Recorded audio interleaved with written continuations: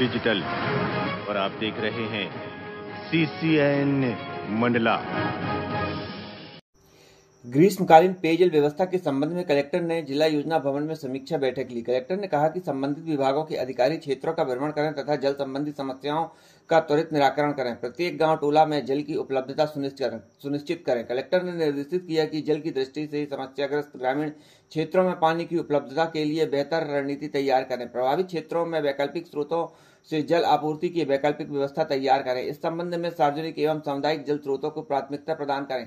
उन्होंने आवश्यकता अनुसार जल परिवहन के लिए नियमानुसार कार्रवाई करने के निर्देश दिए। जल परिवहन के लिए स्रोत के नाम सहित स्पष्ट योजना तैयार करें। कलेक्टर ने कहा कि बंद हैंडपंपों की सुधार का कार्य जल्द कराएं। कार्यों में लापरवाही बरतने वाले ठेकेदारों पर कार्रवाई करें। उन्होंने बीते एक माह में सुधारे गए हैंडपंपों की रैंडम आधार पर जांच कराने के निर्देश दिए। कलेक्टर ने कहा कि नल जल योजनाओं के संचालन के लिए जलकर एकत्र करने के लिए प्रभावी कदम उठाएं। बैठक में कलेक्टर ने जल जीवन मिशन तथा नगरीय क्षेत्रों में जल आपूर्ति की समीक्षा करते हुए आवश्यक दिशा निर्देश दिए। बैठक में कार्यपालन यांत्रिक लोक स्वास्थ्य यांत्रिक मनोज भास्कर ने बताया कि बंद नल जल योजनाओं को पंचायतों के माध्यम से पुनः चालू कराने के लिए तेजी से कार्य किया जा रहा है। 26 बंद नल जल योजनाओं में से बीते एक माह में 19 योजनाओं को पुनः संचालित किया गया है कि जिन बंद नल जल योजनाओं में सुधार कार्य किया गया है उनमें ओगट खपरी, मलवाथा, चौगान, मुनू, मोतीनाला, रमथिला, कोमल, कोलम,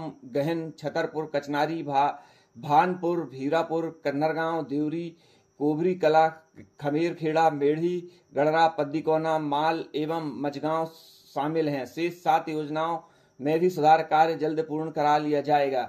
लोकसभा निर्वाचन 2024 के अंतर्गत कलेक्टर ने जिला निर्वाचन अधिकारी डॉक्टर सलोनी सिडाना के मार्गदर्शन में मतदान प्रतिशत बढ़ाने के लिए जिले में विविध नवाचार किए जा रहे हैं। सोमवार को ज्ञानदीप इंग्लिश मीडियम स्कूल में आयोजित किए गए पत्र लेखन कार्यक्रम में छात्र छात्राओं को लोकसभा निर्वाचन में परिजन व रिश्तेदारों को अनुरोध पत्र लिखकर लोकसभा सामान्य निर्वाचन में अनिवार्य रूप से मतदान करने का आग्रह किया गया है। सभी विद्यार्थियों ने अनुरोध पत्र में लिखा कि हमारा भविष्य देश के मजबूत लोकतंत्र से जुड़ा हुआ है और मजबूत लोकतंत्र आप सबकी भागीदारी से ही साकार हो सकता है। सभी छात्र छात्राओं ने अपने अपने अभिभावकों से अनुरोध किया कि आगामी 19 अप्रैल को होने वाले लोकसभा निर्वाचन में अपने मताधिकार का प्रयोग अवश्य करें और स्वास्थ्य लोकतंत्र की नींव तैयार करने में अपना योगदान दें। इस दौरान छात्र छात्राओं एवं शिक्षकों द्वारा मतदाता जागरूकता की शपथ ली गई है। बुआ, मामा, नाना एवं नानी को लिखे गए पत्र। आरना सोनी ने अपने मामा को, गौतम दिवांगन ने पक्खी सोनी, जानवी यादव ने लक्ष्य कछवाहा ने बुआ को, निहारिका बर्मन, श्रेयांशी कछवाहा, हर्षिता रेखवार एवं ईश्वरा विश्वकर्मा ने नाना को तथा शुभ बर्मैया ने अपनी नानी को पत्र लिखते हुए 19 अप्रैल 2024 को नैतिक मतदान करने का आग्रह किया है। लोकसभा सामान्य निर्वाचन 2024 की कमीशनिंग का कार्य 9 अप्रैल से प्रारंभ किया जा रहा है। कलेक्टर ने जिला निर्वाचन अधिकारी डॉक्टर सलोनी सिडाना ने तथा पुलिस अधीक्षक रजत सकलेचा ने शासकीय पॉलिटेक्निक महाविद्यालय का भ्रमण करते हुए कमीशनिंग की तैयारी का जायजा लिया है। कलेक्टर ने निर्देशित किया है कि परिसर के अंदर निर्धारित प्रवेश कार्ड धारक को ही प्रवेश दिया जाए। उन्होंने भवन की सुरक्षा, ईवीएम, परिवहन मार्ग, सीसीटीवी कैमरा, कमीशनिंग कार्य में लगे अधिकारी कर्मचारियों के लिए बेहतर पानी एवं भोजन आदि के संबंध में भी आवश्यक दिशा निर्देश दिए। इस दौरान अपर कलेक्टर एवं उप जिला निर्वाचन अधिकारी राजेंद्र कुमार सिंह, संयुक्त collector Arvind Singh, Hunendra Ghormare, EPIU GP Patle शामिल रहे। ग्राम पुरवा चौराहा से मंडला रायपुर बिलासपुर मार्ग व पुरवा चौराहा से झूला पुल होते हुए मंडला पहुंच मार्ग है, जिसके कारण यह मार्ग व चौराहा हमेशा व्यस्त रहता है व भारी वाहनों की आवाजाही रहती है। यह चौराहा अत्यंत ही सकरा है व घुमावदार है। अगर एक साथ वाहन आ जाएं तो सड़क पर जाम की स्थिति बनती है। पूर्व में भी यहाँ पे अनेकों दुर्घटनाएं हो चुकी हैं। चौराहा में सड़क किनारे अतिक्रमण होने के कारण चौराहा अत्यंत सकरा हो गया है। अतः प्रशासन को ध्यान देते हुए यहाँ सड़क किनारे अतिक्रमण हटाना अति आवश्यक है, जिससे आने जाने वाले वाहनों को निकलने में सुविधा हो और यहाँ जाम की स्थिति न बन सके व दुर्घटनाओं की आशंका से बचा जा सके। इसलिए पुरवा चौराहा में जो आसपास अतिक्रमण है वह अतिक्रमण हटाना अति आवश्यक हो गया है।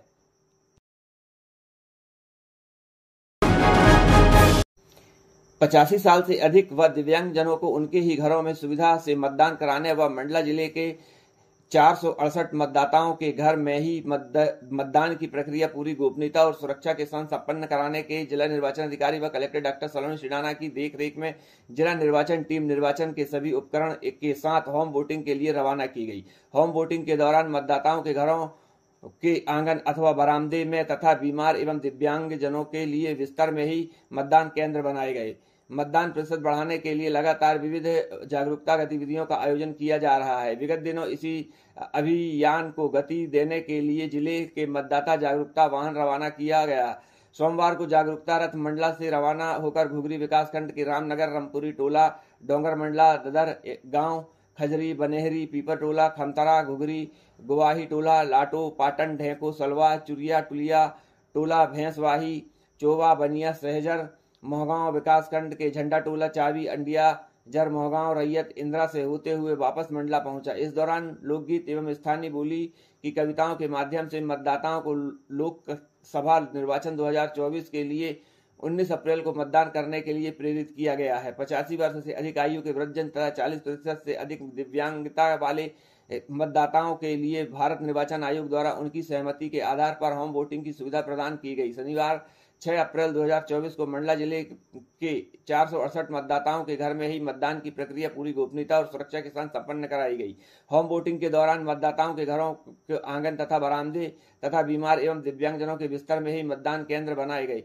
चुनाव के पर्व में निवारी नैनपुर निवासी 101 वर्षीय मन्नाबाई से उनके घर पर ही मतदान कराया गया। लोकतंत्र में अपनी भागीदारी सुनिश्चित करने के लिए जिले में 489 मतदाताओं ने होम वोटिंग का विकल्प चुना था, जिससे मतदान कराने के लिए पुलिस की सुरक्षा के साथ मतदान दलों को संबंधितों के घर भेजकर उनकी वोटिंग कराई गई। सभी स्थानों पर वोटिंग की प्रक्रिया माइक्रो ऑब्जर्वर की उपस्थिति में संपन्न हुई।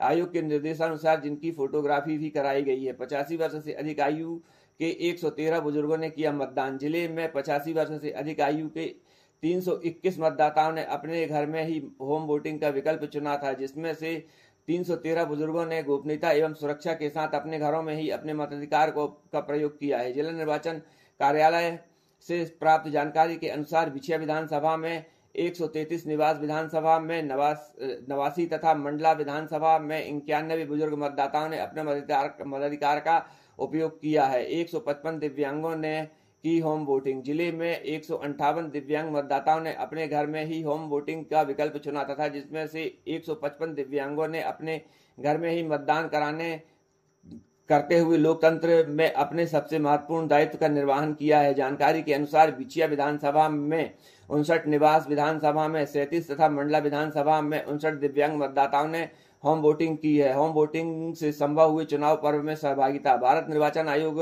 द्वारा दिए गए होम वोटिंग के विकल्प में घुघरी निवास प्रभात कुमार चुनाव के पर्व में भागीदारी बन सके। 45 वर्षीय प्रभात कुमार 70% से अधिक दिव्यांग हैं। वे चलने फिरने में भी असमर्थ हैं। ऐसी स्थिति में मतदान केंद्र में जाकर वोट करना कठिन होता है। होम वोटिंग का विकल्प चुनने पर आज प्रभात कुमार को उनके घर पे ही बिस्तर पर अस्थायी मतदान केंद्र बनाकर उनसे मतदान कराया गया है। अपने मताधिकार का उपयोग के बाद प्रभात कुमार के चेहरे पर मुस्कान स्पष्ट दिखाई दे रही थी। बूढ़े हो या जवान सभी करें मतदान। आजाद वार्ड मंडला निवासी 88 वर्षीय रानी बाई दुबे ने होम वोटिंग कराने पहुंचे मतदाता दल के सदस्यों का उत्साह पूर्वक स्वागत किया तथा मतदान की प्रक्रिया पूरी करने के उपरांत मतदान कर्मियों से विभिन्न चुनावों से जुड़े अपने अनुभव साझा किए। रानी बाई दुबे ने बूढ़े हों या जवान सभी करें मतदान का नारा बोलते हुए सभी से 19 अप्रैल को सभी मतदाताओं से नैतिक मतदान करने की अपील भी की। बूढ़े हो या जवान सबको करना है मतदान। बूढ़े हो या जवान सबको करना है मतदान। सामुदायिक स्वास्थ्य केंद्र के स्टोर रूम में लगी आग। मंडला के विकासखंड बिछिया के सामुदायिक स्वास्थ्य केंद्र के स्टोर रूम में आग लग गई। आग इतनी भीषण थी जिसे दमकल विभाग के आग बुझाने के वाहनों से भी काबू नहीं किया जा सका। मौके पर दमकल विभाग के साथ SDERF की टीम व पुलिस विभाग के सहयोग से आग को काबू में किया गया। सामुदायिक स्वास्थ्य केंद्र के स्टोर रूम में रखे दस्तावेज व जीवन रक्षक दवाइयां जलकर पूरी तरह से खाक हो गई हैं। कोई भी जनहानि इस घटना में नहीं हो पाई है। अभी तक आग लगने के कारण स्पष्ट नहीं है, फिर भी शॉर्ट सर्किट इसका कारण बताया जा रहा है। मौके पर पुलिस पहुंची और जांच शुरू की।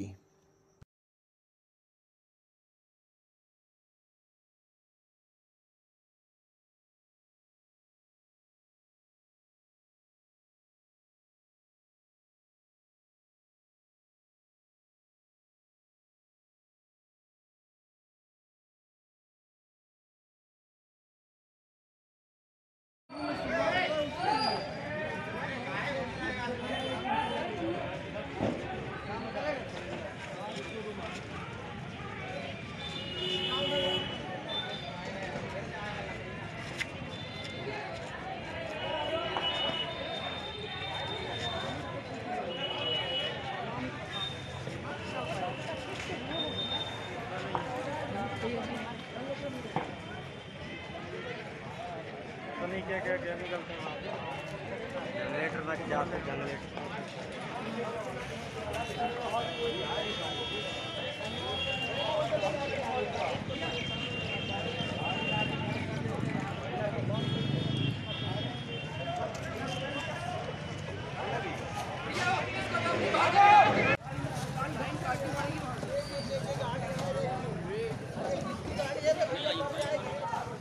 अरे कुछ नहीं होने से उनमें से कुछ नहीं हुआ साहू जी, साहू मत जाओ, साहू जी मत जाओ वहाँ मत।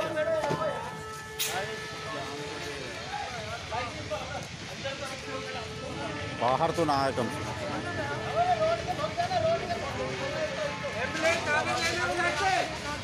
चाय कोई अंदर तो नहीं है? जनरेटर बंद कर दो यार।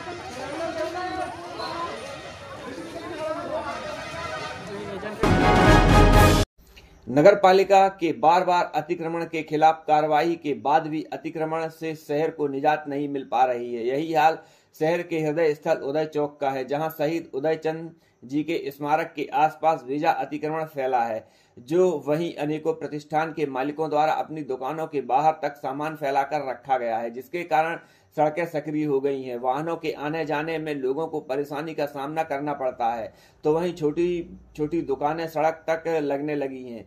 जब भी कोई राहगीर जरा भी इन दुकानों में फैले सामान को छू जाए तो हमेशा विवाद की स्थिति बनती है, जिसके तरफ नगरीय प्रशासन को ध्यान देना तथा कड़ी कार्रवाई करना अति आवश्यक हो गया है, जिससे कि इस अतिक्रमण से शहर को निजात मिल सके।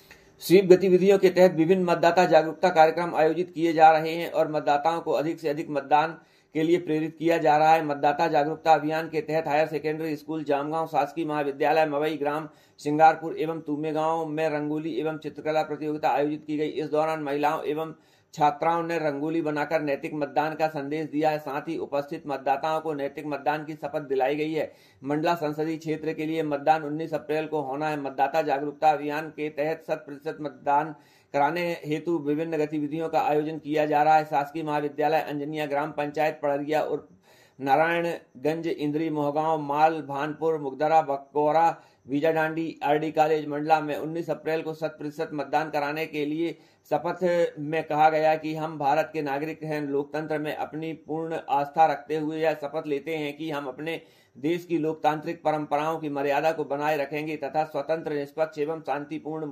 निर्वाचन की गरिमा को अक्षुण्ण रखते हुए निर्भीक होकर धर्म, वर्ग, जाति, समुदाय, भाषा व अथवा अन्य किसी भी प्रलोभन से प्रभावित हुए बिना सभी निर्वाचनों में अपने मताधिकारों का प्रयोग करेंगे।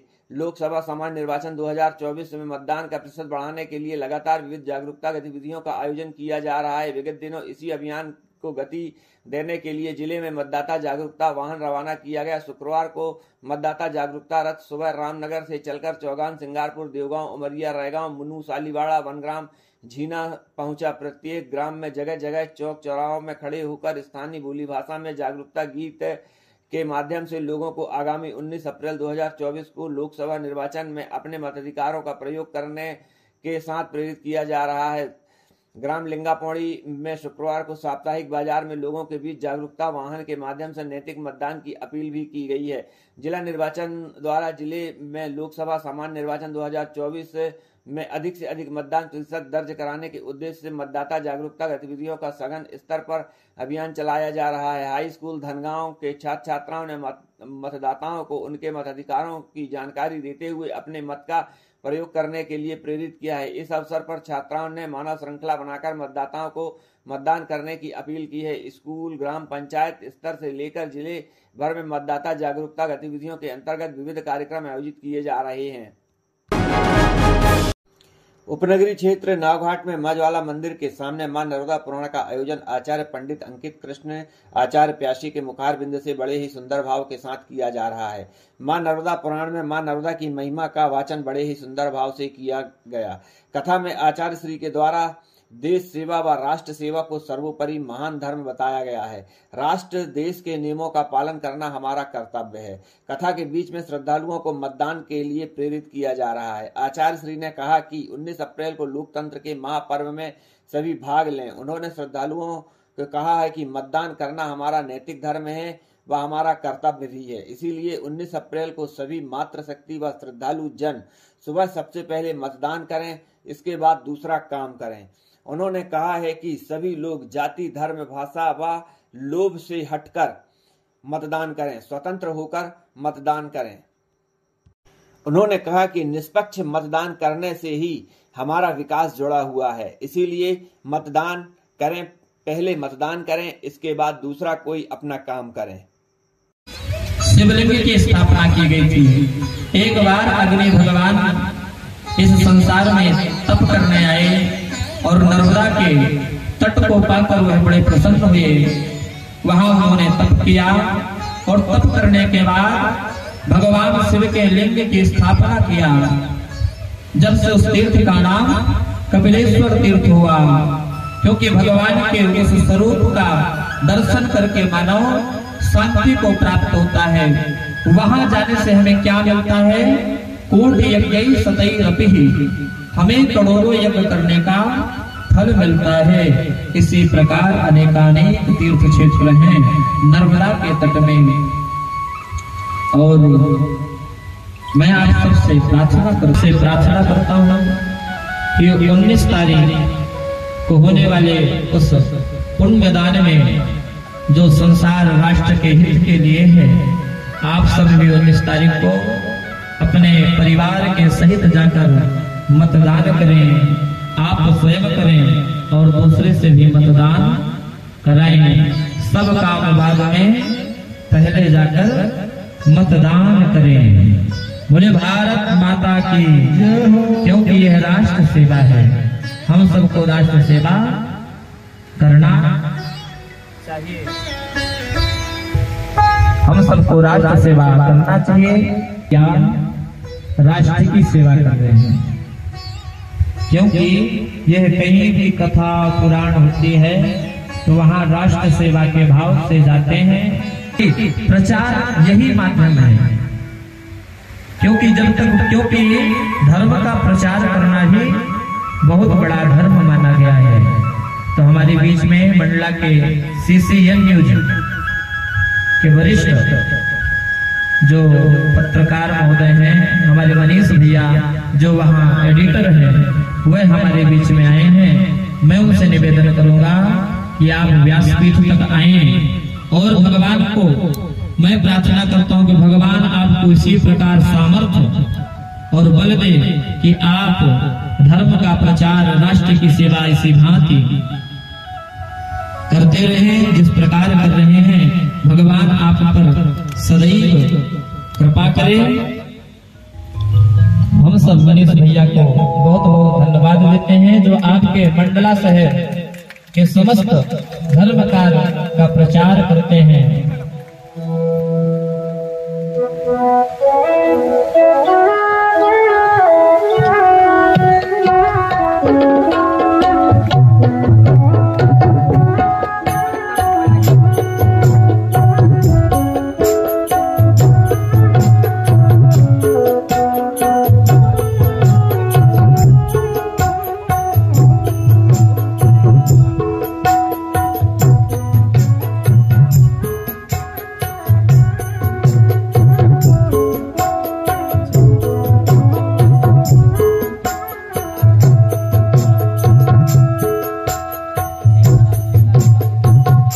बोलिए नर्मदा मैया की जय।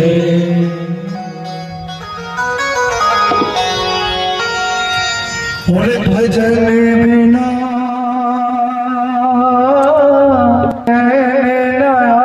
हुए देख रहे हैं तो उसका आपको भी आधा पाप लगेगा।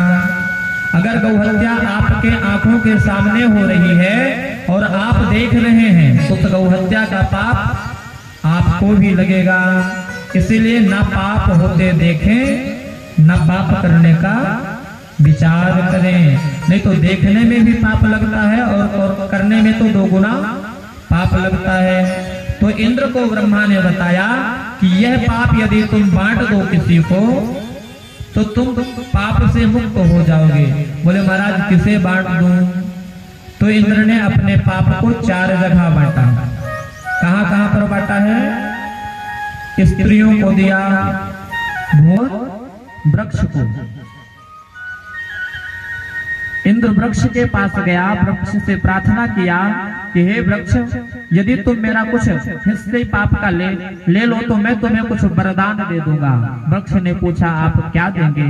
तो उसने कहा मैं तुम्हें जीवित जो 100-150 साल पुराने हैं।